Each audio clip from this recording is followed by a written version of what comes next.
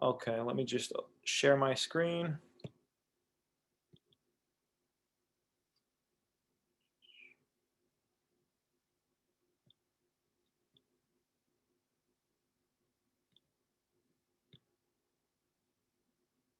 Okay. Does everybody see that? The PowerPoint? Yeah. Awesome. Thank you. I appreciate the Yes. vocal response. Thank you.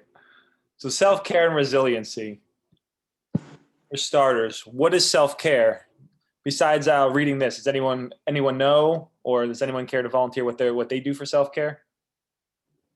I think self-care is how when we get through like a hard time, whether it's school or work, we go, like, we like relax ourselves, whether it's a hobby or having a relaxing bath in the bath, having a relaxing bath, or even doing yoga.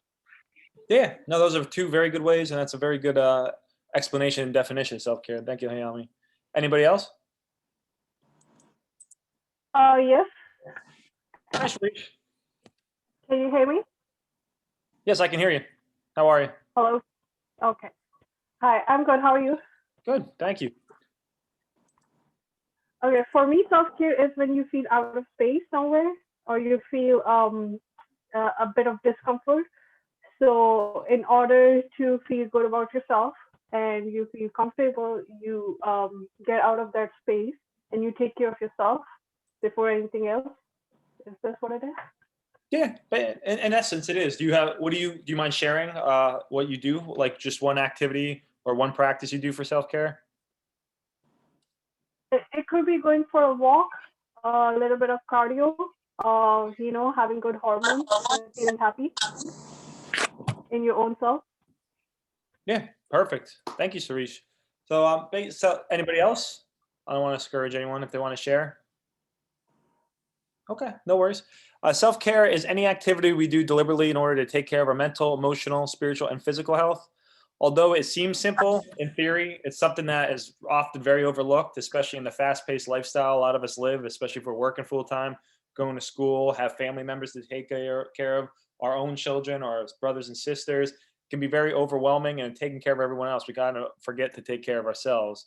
And good self-care is key to improved mood, reduce anxiety, having feeling good about yourself, and also having a good attitude and treating others right. Because when you're burnt out and just overloaded with stress and anxiety, you don't take care of yourself, you're more likely to be short with other people. Your interactions may be not as pleasant as they could be, and it can just not only affect yourself but the way you interact with others.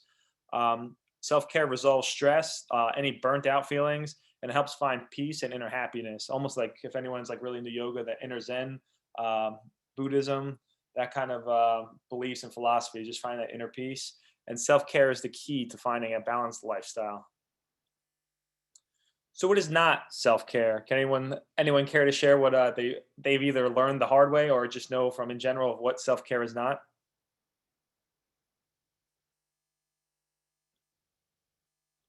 Not everybody at once. That's cool. Hello. Hi. Hi. Hi, Mr. Neil. This is Christia. Good afternoon, everybody. Good afternoon. I'm not able to join you by the Zoom because I had an accident with my phone, I'm so I sorry had for to that. just join you by a regular phone call. I hope Yeah. that's okay. It would It's just be more than like fine. maybe just for this week. Yeah, it's fine. Thank you for coming. So I wanted to share about like maybe the opposite. I would probably say that that's when you let go of yourself and when you enter like a state that you don't care about like taking care of yourself anymore. You don't care about interacting with anybody or whatever, like people that are closer to you want to help you, you just like shut them down or you try to avoid them as much as possible. I would say that will be part of that. But if someone else would like to add more about it, to share, No, thank you very much. no problem. Anybody else care to piggyback off that or share a different point of view? Uh, what, what I used to do, or what I still do sometimes when I feel very burnt out, is when I do my work and when I'm too hyper focused on trying to accomplish it, I do tend to push people away and just work on it and disregard whether I'm hungry and taking a break. So yeah, I agree with what the last person said. No, awesome. Yeah, it's definitely damaging to relationships and also ourselves. And also another thing is self-care. What is not is something that like it can damage, can harm you or put you like, if you like shop therapy, some people say, if anyone, if that something similar or something familiar that you've heard of. Shop therapy can be therapeutic and self-care, but what is not good shop therapy is when you put yourself into debt or you're spending money you can't have. That's not really self-care. Generally, like anything of like self-medicating, to put in a PG terms, just like drinking, over consuming alcohol, smoking weed, marijuana, like all the time, or to a point where you become a recluse and it starts damaging your relationship with not just yourself and your loved ones, but friends, and then you start affecting how you interact with life, and it affects your job and school. These are not ways of self-care. So, are we going to say something, Zara? Okay, no worries. It looked like Yes. Yeah, self-care is when you have to take care of yourself and try to do something that's you enjoy no, to awesome. do. No, that's very. Do you care to share what you do, or at least one activity? Uh, when I feel really so stressed, trying to go shopping, it's one of my preferred things to do. I feel enjoy. No, that's fine. As long as you have the money to spend, and you're not putting yourself in more debt or spending money that you need for bills, like for rent, and then on shop therapy. If you have the money to spend, then more power to you. Especially if you work very hard for that money, you should be able to spend Yeah. it. Thank you for Yes. sharing. So what is not? I'm gonna just do quick activity, just to interact a little bit. You can either, I'd say probably just to make sure no one's speaking over each other. You can just do the thumbs up if you feel that it is, or if the answer is yes, and if not, you don't have to do any action. But do you believe self-care is going out drinking with friends on a Thursday night?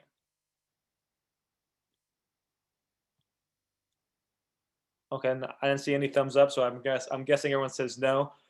Pretty much, I would say no, especially with just the consuming of alcohol on a Thursday night, especially when Friday you have a lot to do, especially usually most of us have work or school. Probably not the best idea of self-care. Definitely going out and interacting with friends is a great idea of self-care, but if it involves going to a bar where you know the main goal is to drink, especially on a night where you have stuff to do tomorrow, there's a chance you're going to wake up late, lose sleep, possibly be hungover, and that's not any way of taking care of yourself and bettering yourself for the next day. So I would definitely say that that's not an idea or a practice of self-care. Taking an extra 5 minutes to look out the window while drinking morning coffee or your tea before you leave for work. Do you believe that's a practice of self-care? Yes, it is. Thank you, Zara. Anybody else agree? I got a thumbs up from Sarish. I think it depends. Like if you're not in a rush, you are not going to have time to look through the window, but definitely on your way wherever you're going, you can stop and buy it and enjoy walking or on the bus or on a ride. No, yeah. It doesn't have to be at home. Like especially if you don't do your own commute like you do public transportation. And hopefully, I mean, well, subways are subways. Sometimes you're on tunnels and underground, but if you get to be passing and look out the window, that's all very good. Time spent, especially just self-caring and even meditating. But we'll talk more about that in a little bit later. Meditation. Yeah, meditation is one of the successful things you can do in the morning for the successful day. Yes, no, definitely. Especially even like in this perfect example of taking that 5 minutes to just have a moment of peace will be a very good opportunity, as Zara said, to really practice and implement on just some kind of meditation. We'll go over that in a little bit, just for those who haven't really gave meditation a lot of thought or maybe don't know enough about it. Another example of self-care, or is it or not? Is it or is it not a good example of self-care? Saying no to a weekly guys or girls night out to stay in for the night. It's good. It's like you want to like stay at home and relax, and you, instead of going out with friends and just chilling and going out with friends and staying up all night. Yeah, no, definitely, Hayami. Thank you. Especially just If it is a weeknight and you got a lot going on the next day, just to chill out and you have a night where you don't have to do any work for school or work for if you have to take some of us have to take our jobs home and do work at home. If you can just have a night where you just watch maybe your favorite Netflix, read a book, hang out with your dogs or family, that's or play board games, anything that maybe interacting at home, or if it's just by yourself or your own personal time, that's very therapeutic and a good practice of self care. Anybody else usually kind of their idea of self care is staying home for a night or doing a hobby like painting or writing in their journal? Watching TV or Watching show. Awesome. Good Netflix binging. Everybody else has a show they Netflix binge. More likely, I sometimes I've been on crime shows, sometimes I've been on DC Comics, or just play video games about DC Comics on my phone. Cool. So you'd like to switch it up. Yes. Nice. Keep it interesting and fresh. I like it.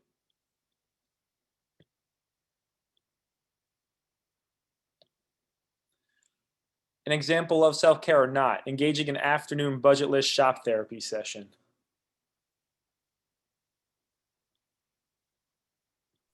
Yes, it is. Okay, just no. It was kind of a trick question, Zara. The key word is budgetless. Oh, no, no, no. Okay. No, I know where you're going. I don't want to trip you up. Yeah, as long as you're, if you have, as long as you spend within reason and don't mind it. But if you start spending extreme amounts of money, especially money that you don't have, and racking up the credit card, that could not be an idea of self care, because possibly down the road that can lead to more stress. But if it's within a good within your budget and you have the funds to do so, then definitely shop away. You're right. Yes. The whole idea is just self care is just a nice activity that will better yourself, but not take away and add possibly stress down the line. Rewarding yourself with a pint of your favorite ice cream after a week of healthy eating. This is a trick one as well. Self care or not. I believe that could work because at the end of the week, you work so hard, and not just like on the eating factor, but like you can reward yourself with other things, like maybe going to visit other families to other cities, or like taking the afternoon off for yourself, going fishing, or going for a hike. You know, but all very awesome ideas and examples. So thank you. So like anything, like especially after a hard week of like reaching your goal, or just from it may not even have a goal, maybe just doing all your assignments, staying on top of work, no projects, everything is all set at the end of the week, and you can actually just treat yourself with an activity or a physical thing, such as something that you really do enjoy and don't always have time for, or have been kind of staying away for health reasons. Anybody else? Yes, it is. It's okay to take to get an ice cream in the after a week of healthy eating, just to take a break, or Definitely indulge. So just to spoil yourself. It definitely never uh, hurts to spoil yourself once in a while. yeah, it's not something wrong, or yeah, it's healthy. Yeah, no, thank you, Zara. It's very healthy for your mind and your soul just to be able to do stuff like this, especially when you're staying on top of your responsibilities. And even if you do, like I said, had goals, like whether it's for eating healthy or getting projects done for the week, some way to reward yourself is very good for your self care and taking care of who you are.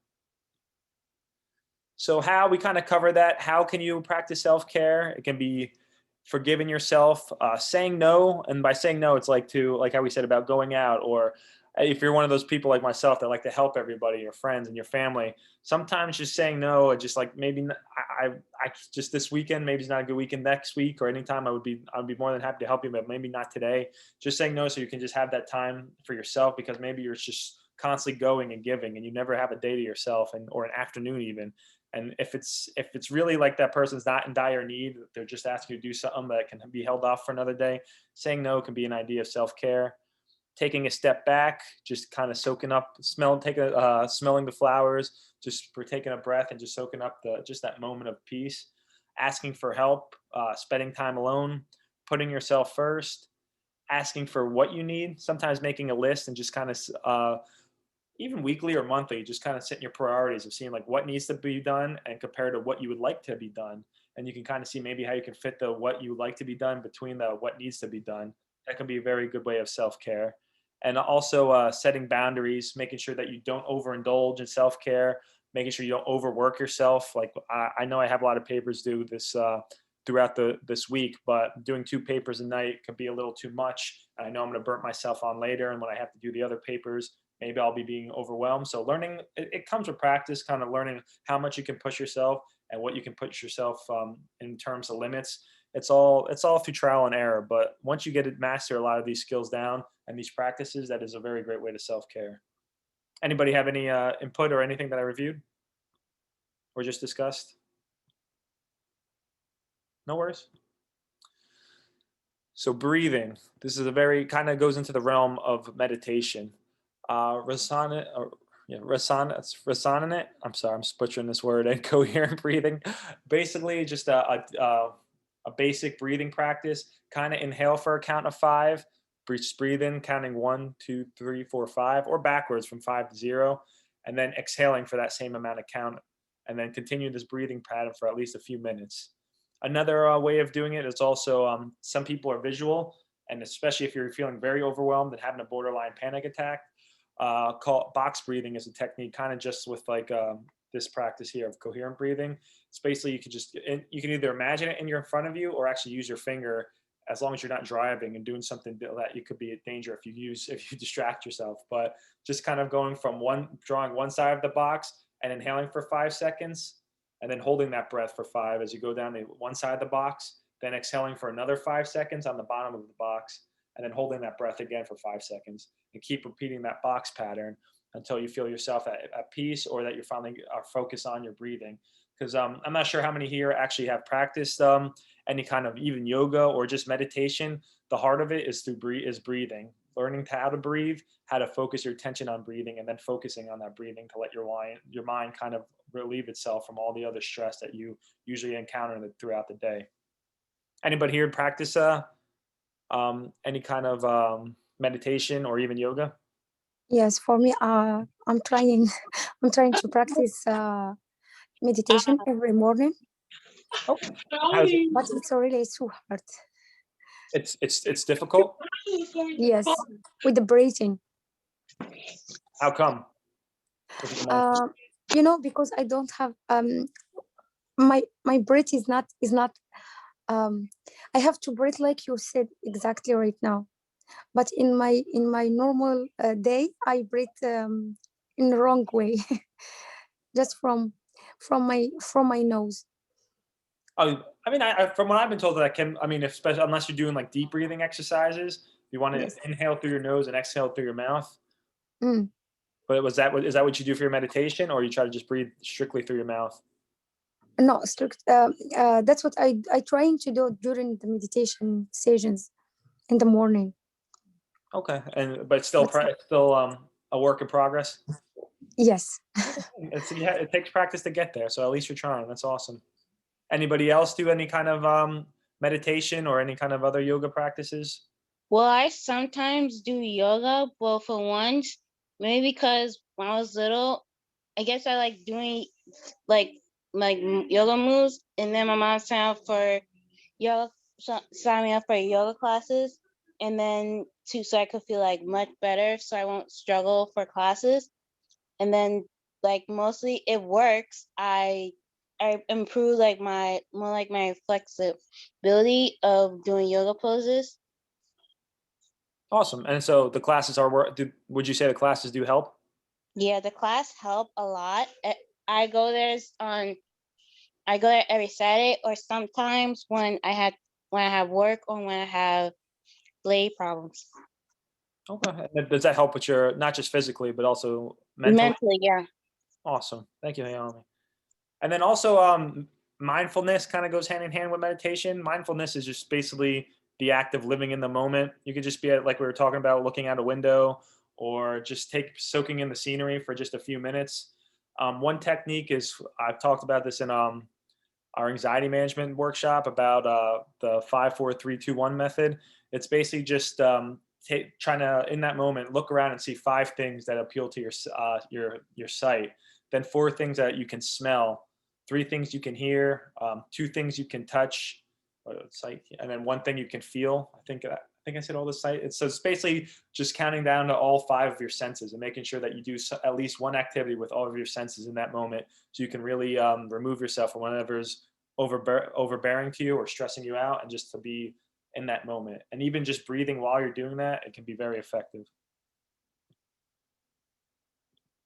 Next, examples of other examples of mindfulness. So just to recap, is mindfulness meditation, or I'm sorry, examples of self-care. Saying no, having a no list. Just like I always said, having a list of what needs to be done and things that you would like to have done. You can also make a list of saying things that you won't do this week, like you won't overburden yourself, or maybe you won't go out drinking, or something that helps contribute, that if you cross it out of your life for that week, could be a benefit to you. Exercising, eating healthy, any kind of art, and drawing, clay. I know a lot of people mold. It can be kind of messy, but if you do have the workspace for that, it's very encouraged. Journaling, sleeping regularly, and family time. Just any time with loved ones, especially those that you feel like you take for granted or you haven't been able to spend time with as much as you used to. Just even if for 10 minutes of talking time to an afternoon to even just an hour can be just very therapeutic, not just for you, for that person, and for your relationship in the long term. Because when you have good relationships with those around you and you have a good group of people who are positive influences, it can go a really long way, just not for yourself, but for them. And you can support each other and build like a really good community with each other. Just to cover mindfulness, what I was talking about is the grounding: 5 things you can see, 4 things you can feel, 3 things you can hear, 2 things you can smell, and 1 thing you can taste. You can bring this all together with mindful meditation. It's more ideal to do it outside, just because it's more of you can be more one with nature. And when you're outside, there's more things that you can be stimulated by, and more things you can see and hear, and take your mind off of what is being stressful to you. You can, in this moment, when you are, after you ground it and you have been in a meditating space or mindfulness space, you can really be creative. Allow yourself to feel feelings. Like, even if there's some of us have a lot of pent up, like whether we lost a loved one and we really didn't grieve in an appropriate way because we were too busy, or if we're trying to be tough for the rest of our family, taking that moment to grieve, to let yourself maybe just, some people like to really find it therapeutic to cry. Some people can really cry in those moments. Some people just be able to laugh and enjoy whatever feelings you've been kind of depriving yourself of for whatever reason. If you can live in those and actually allow yourself to feel those feelings, that's a great way of the mindfulness. And then again, it all comes full circle to breathing. Breathing is a great way to calm your body down and calm your mind down, to make sure that you can get into the act or the practice of mindfulness. Anybody have comments, or have I tried any of this? Any of these practices? Yes, I want just to confirm what you said about the meditation outside. It's more for me. I noticed that when I do meditation outside, I feel more comfortable than if I do it at home. Why is that? Just less distractions or other reasons? Maybe the fresh air help. Maybe the view of nature, because sometimes I went next to the lake and I try to concentrate by myself, and I feel more comfortable that if I'm home. I don't know why.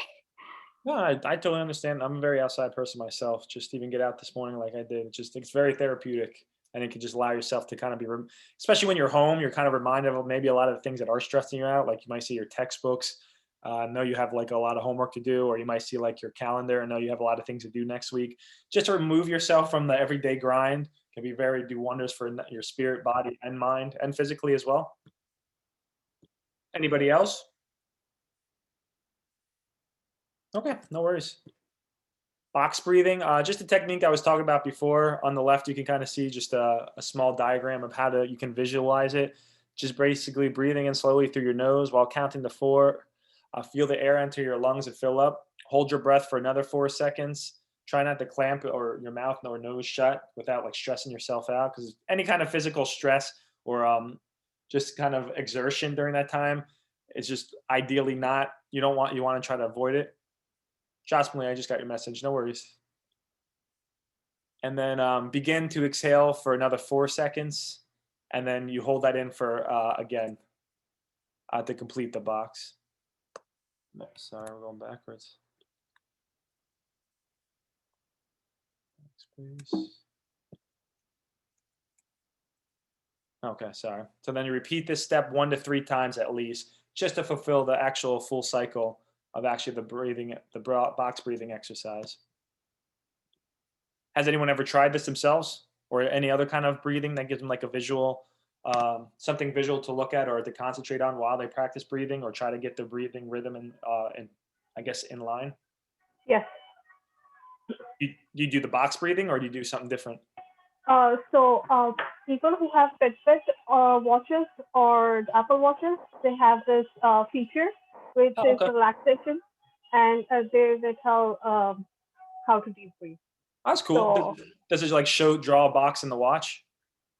it's not a box, but it just gives 2 minutes where you can deeply breathe, and just it's a mini meditation, I would say.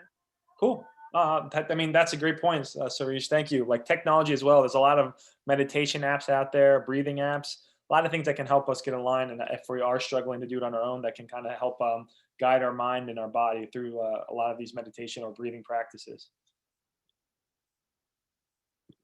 So meditation types, there's a lot of meditation, different styles, especially from what I've been told of where you're located in the world.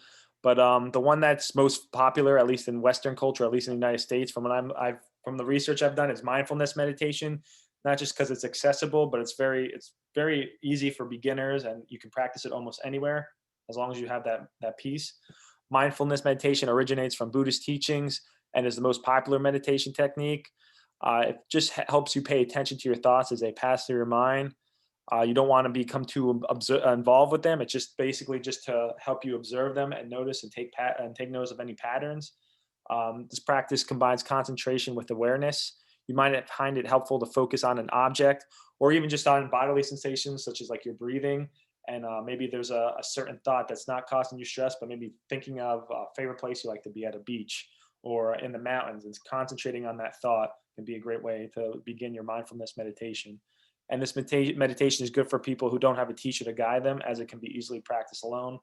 A lot of meditation, especially the other ones that were on that list, can be a big practice with a lot of people, and that probably meet weekly, if not like daily. And it can be a lot of processes, and like one meditation could carry into another. But with mindful meditation, doesn't matter when, there's no connection. It's just in that here and now moment. Again, some extra thoughts about mindfulness meditation is remove all distractions from your room, especially if put your phone somewhere, not even just with meditation, just in life in general. If you're trying to get anything done, whether it's talk to somebody, do homework, you remove yourself from your phone. It could be, you could change it's like day and night than having the phone, because it's just a device of distractions, whether people contacting you or something you want to look up, or now like you have apps that alert you when there's news. Like phones are just a way to easily be distracted.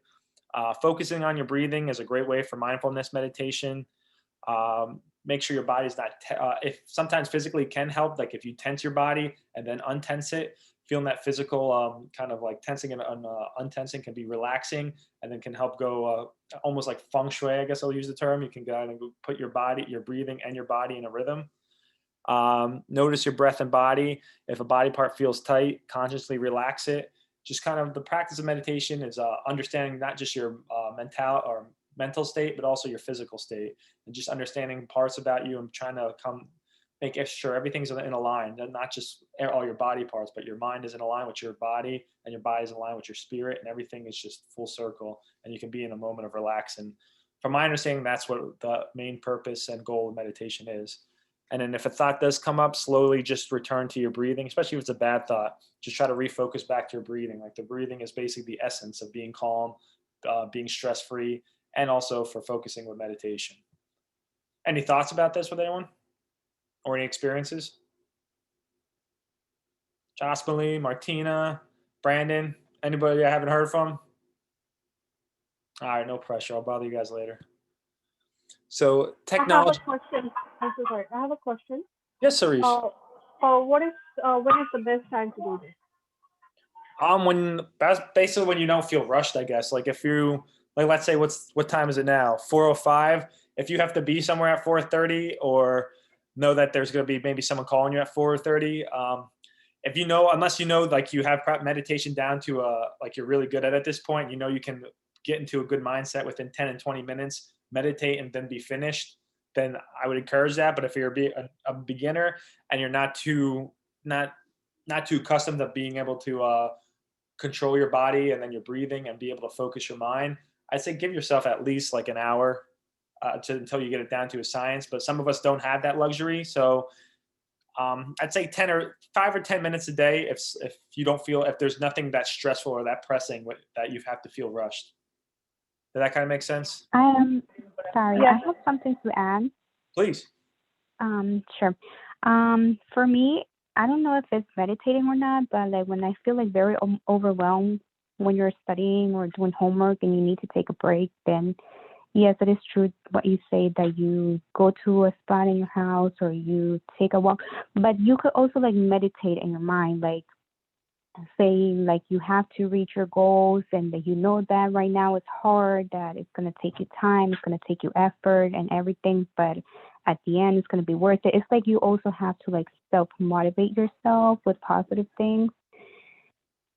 So you, just so I And understand, if that has happened to you as well, I mean, like a set time to meditate, I just do it maybe like in between breaks when I need like, to clear my mind.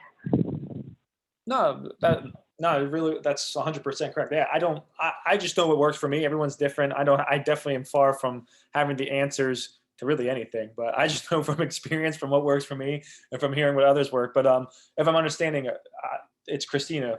Sorry if I messed up your name, but No, it's fine. It's Christia. Yeah. Christia? Christia. Okay, my apologies. But No, from it's okay. what you're saying is that you kind of use meditation for almost as a motivation, like when you're really stressed, like between assignments or like you take a break between papers, you kind of just bring yourself back and just kind of motivate yourself mentally. Or did I kind of mess that up? No, it's because like when you're like so overwhelmed, sometimes you cannot even like, I don't know how to explain it. When you're like so deep in like in what you're doing, everything else distracts you or like puts you like a little bit cranky, like, or you have like a deadline to finish and then something else is bothering you and then you're tired, you're burned, like maybe sometimes you haven't eaten at the time that it is, or sometimes you would just be sitting for hours and your body aches. So sometimes like, doing something in the house, chores or something will like help you out as well. No, that's a really good point. Just even cooking. I know some people can cook for joy, others have to cook for family members. But if you do enjoy it, especially in that moment, or you can just concentrate and maybe just be in your mind and kind of have that peaceful moment. Was that kind of what you were talking about? Yes, because Thank you, Miss. I mean, I guess it's like it depends on the day and what you're doing because some days you're gonna have more time than others. Of course, you can also like go for a walk and meditate or just even sometimes when you're driving or you're like thinking about things that you have to do, how you're going to do it and how to approach it. But also not to get like too like preoccupied, like to focus on just doing those things because you also have to take breaks. You cannot just go like in a straight line because life is not like that. It's like, back and forth, back and forth. So So those little breaks are what you're talking about, are like the meditation. yes. Awesome. Can anyone relate to that or share? Yeah, I can tell about it. So Sorry, go on, Suresh. So it's most of the times when your mind is at a few places, like you gotta finish the assignment, but you can't focus, but you have other responsibilities as well. You know, you gotta run like you already made up a plan, weekly plan of your physical activity, and but you gotta do the assignment, you gotta cook food as well, and you gotta clean the house. So, things like that. It could be anything, if not the ones I mentioned, but it could be anything based on people's own priorities. Yeah, no, awesome. So I think it's focusing about the stuff she's talking about. Yeah, no, I think she answered your question a lot better than I did, Suresh, so I apologize. But I'm glad that Christy was able to do so. Anybody else? Yeah, I think I can like also relate to her because like like what she said with the with the whole working and then taking care of family and everything, it can really like add up on a person. So I think it's really important to like really have like those moments and just peace of yourself, because really it's gonna help you in the end, really like, for your overall health. So Yeah, like almost chill out moments, just to take those few minutes. yeah, whether it's like riding a bike, going for a walk, reading, just doing things that you like to do, is just what's really gonna help you, just overcome your stress. Awesome. Perfectly said. Thank you, Brandon. So yeah, anything that you enjoy doing basically, and can just even it takes a few minutes, or if you're lucky and fortunate enough, you can do a few hours to do it.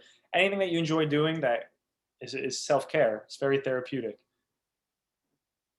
And then as we talked before about tech, or I did, sorry, about technology, and Sharice kind of referenced her Apple Watch. Their technology. These are a few apps that I've found or looked up that are free. Headspace, Smiling Mind, Stop, Breathe, and Think, 10% Happier, and Calm. I just put maybe there because apparently there's a free version of Calm, but then there's also paid.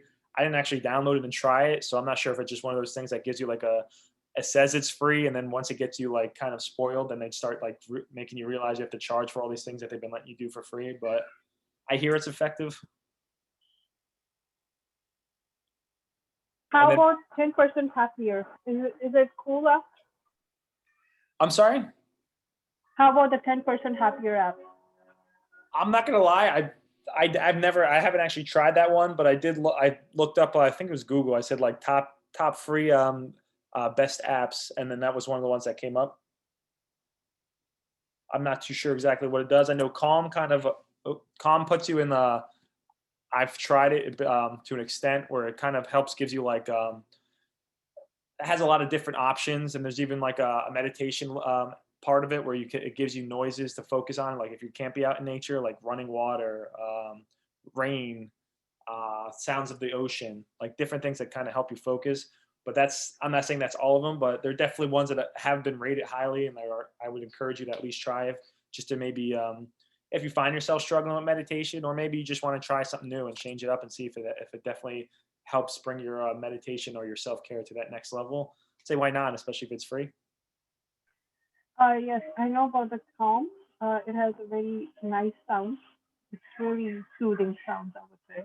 But I would like to say the 10% happier. Two people mentioned to me, but I haven't tried it, so I don't know. That's why I was asking. I'll But take Calm has a lot of sound.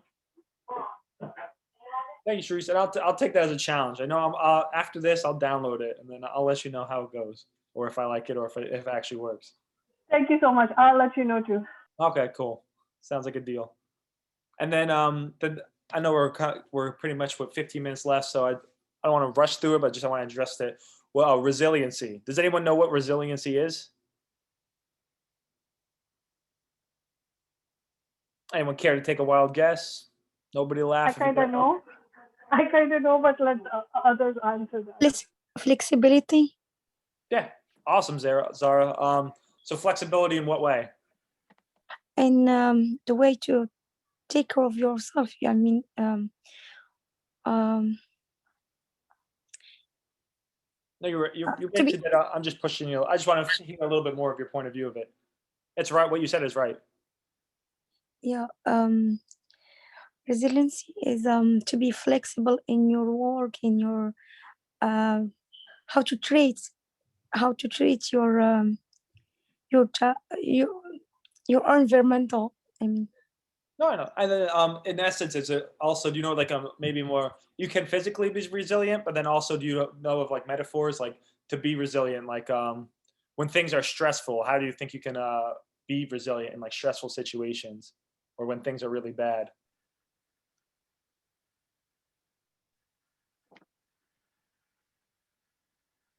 If you don't want to answer, it's fine. Anybody want to maybe put their input on that? Like, what else? How can you show yourself that you're resilient, or you've seen times that yourself or others are resilient? Like as Zara said, it's like about being flexible, but also not just like physically, but also spiritually and mentally.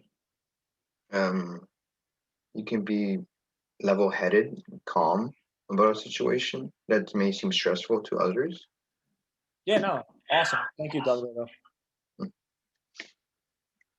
It's basically being able to being flexible, being able to bend back, be able to come back. Like even though when you're knocked down, you're able to be flexible, not just physically by getting back up, but spiritually, mentally, not breaking, not being able to overcome a lot of stressful situations. Whether, especially this last year, I guarantee a lot of us, if not all of you, have shown how resiliency in some shape or form with COVID-19, possibly losing your job, possibly with everything that's been with all the stress from being in person in school to going online and being able to overcome all that stress. And how can you be resilient? Kind of goes full circle here. Anybody know? What's the one thing that we've been talking about the last like half hour? Self-care. Anybody? All right. Mindfulness.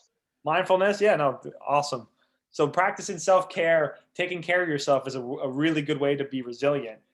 Some people are born with resiliency, especially those who are in like probably have been born into and grown up in like very impoverished situations or in tough situations.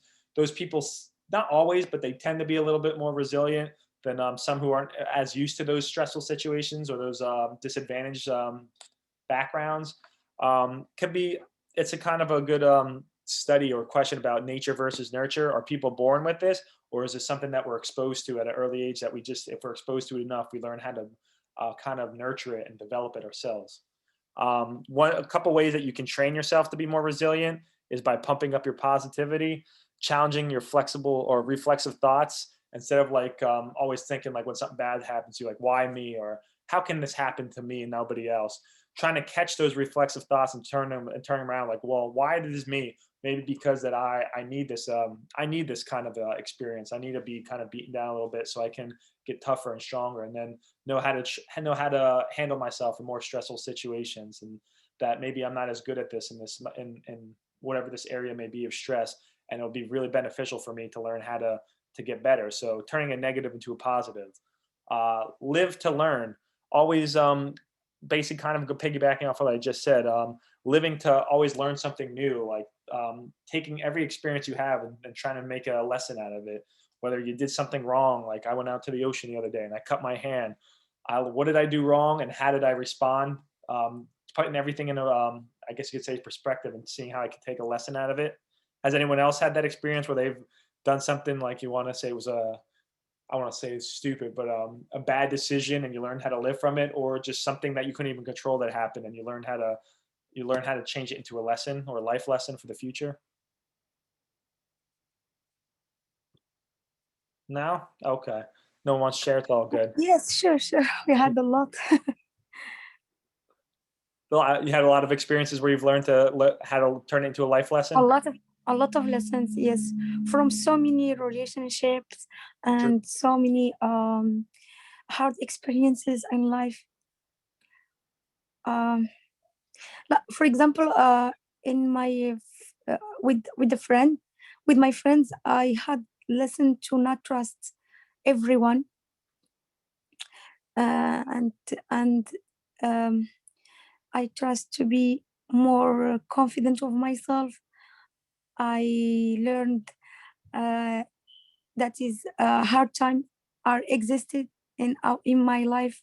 I have to be uh, more strong on that kind of time. A lot of lessons. No, thank you, Zara. Yeah, that's life. Life is full of lessons and developing yourself and making yourself to be more the person that you enjoy and love yourself. So yeah, life is a bunch of lessons. Opening your heart to gratitude and kindness, being more kind to others. And when you're more kind to others, you'll find that generally more people are kind back to you, and you get that almost that pay it forward philosophy. When someone does a nice gesture to you, you pay it forward and do it to someone else.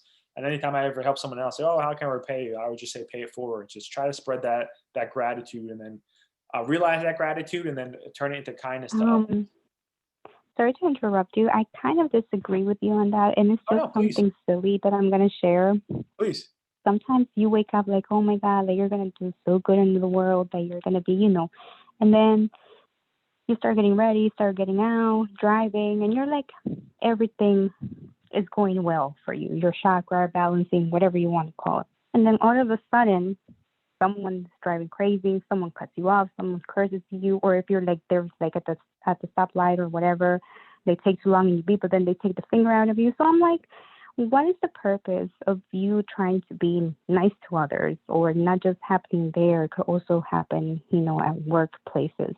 And then they just snap on you. Like, what did you do wrong? Like people sometimes don't like others to be nice to them, or they're going to through things that also like will make you snap, even though like you're having a good day or things like that. It's just like a kind of sharing kind of stuff. It doesn't mean that you're going to be walking around and doing, God knows what, but it had happened to me. Like the days that I'm like trying to be positive and act, like in a good manner and things like that, everything goes wrong. I don't No, know if something had happened to you like that, like maybe driving, or that you bump into someone out of the store or things like that. no, definitely. Can anyone relate to that or care to share? All right, no worries. Yeah, no, you're 100% correct. I just call those people party poopers, to put it nicely. There's always gonna be someone that has something bad to say or being negative. Like even today, I recently moved to Florida, so from coming from New Jersey to Florida, it's been a very cultured shock. And I had to take a U-turn in a parking lot, and then for some reason there's like a white power rally going on behind the CVS, like 15 people just chanting white power, and I personally don't understand that hate. I feel like if life is that bad where you feel like race has to become a thing and you have to really empower one race to belittle other races, then that's why I feel the trying to spread that kindness and the happiness in the world. There's so many more productive things you can be doing, and since there's also, like you said, there's, I'll call them party poopers, like a lot of haters in the world, such as like a racist hate group or a racist empowerment group. I feel like if you even just that small gesture of kindness can maybe impact somebody, and that's my own personal opinion. Everyone has a different opinion, but I just feel if you're kind and try to pay it forward to other people, then hopefully it catches on. And just a quick story I'll share is I used to work at a liquor store, and this one guy always come in. He would always buy like his pint of whatever, and I always would say hi to him and try to have like a good conversation with him. You could tell he was depressed, but he would always smile. Then he would tell a joke or whatever. The one day I think I was stressed out. I know what was happening. He came in and bought something, and I didn't say hi. I didn't say like have a good day or ask him how he was doing. And I realized that later, and I didn't think about it. Next day, I found out that night that gentleman killed himself. So I just always feel just that even just the smallest gesture, sometimes you just being nice or the smallest gesture can have such a huge impact that you don't know about. So that's why I always live by that. Open your heart to gratitude and kindness. But like Chrissy did say, that there are a lot of people that are going to really try to crush that. And it's easier said than done. I'd say always try. I gotten to the point in my life where I don't let them affect me. But again, that's easier said than done, and that's taken years of practice. Taking care of yourself, self-care is a great way to instill resiliency, because when you take care of yourself and you're happy with yourself, you can rebound from almost anything. Life's going to get hard. I guarantee a lot of you have already experienced that, whether it's through health, through loss, through difficult times. But when you actually are taking care of yourself and are able to, not just physically but mentally, you find yourself being able to overcome a lot of obstacles in life and not being as quick to be in a bad mood or as quick to snap at other people. And also hanging on to humor. Laughing reduces tension. If you can just learn to laugh even at yourself, that's not the easiest thing to do for a lot of people, I understand. But when you learn to laugh at yourself at certain moments and try to take the humor with life and just find those light spots in life, it can be a really good way of learning how to overcome difficult situations. Anybody have any input to put in, or any experiences they care to share? Sorry, I didn't mean to make it dark with that story. If I did, my apologies. I just felt that's one thing that always stuck to my mind. That like if I didn't say not like how being nice to someone can make such an impact, then maybe not. Maybe if I even said something nice to that guy that day, he might have made the same decision. You'll never know. But I just always a regret that stuck with me. And I've known some people from doing clinical work for my counseling degree that I worked with, and that attempted suicide. They said that one, like you asked them, what was something that made you, the one day you didn't want to kill yourself? What was the difference? What they call that the exemption question. And a lot of people said that one of the things that made them not think of killing themselves that day was someone that reached out and did something nice for them or just smiled at them. So just small gestures can have such a powerful impact on people. And how it all comes together, kind of just repeating and re-echoing. self-care leads to resiliency. When you take care of yourself, you can take care of others and be really resilient and overcome a lot of obstacles. Practice or habits lead to improvement of both self-care and resiliency. I think a lot of us shared stories about meditation, even just taking little moments throughout the day of daily chores to really appreciate life or just live in that moment. Even a small walk can be really a great way of self-care. What scenarios is resiliency instrumental when you're becoming overwhelmed with classwork, schoolwork, or sorry, well, that's the same thing as classwork, work of life, stresses of family, especially during this last year with a lot of illnesses and a lot of fears and uncertainties. And then how does both affect your life? And then bringing it all together again. Oh, sorry. I just exited. So I guess just to bring it all together, since I just kind of exited out of that, anybody, how would you bring it together, or is there anything that you care to share or learn from this workshop?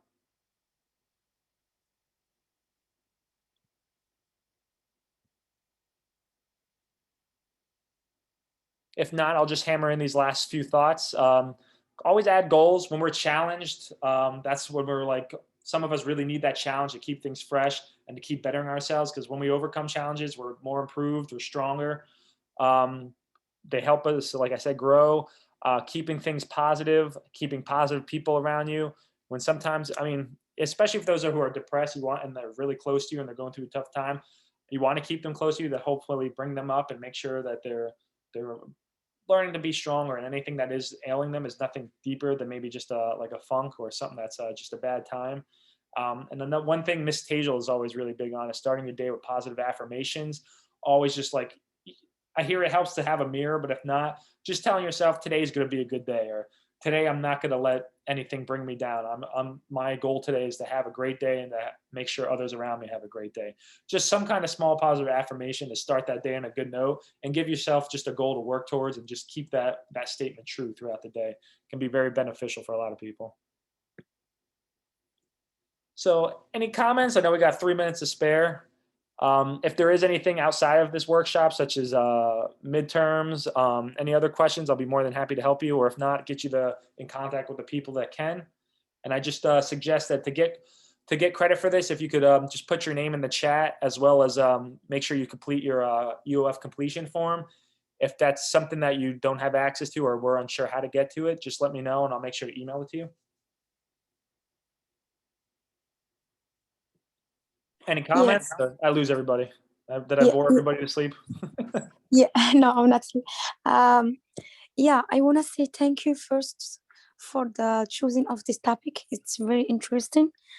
And I want to ask about if you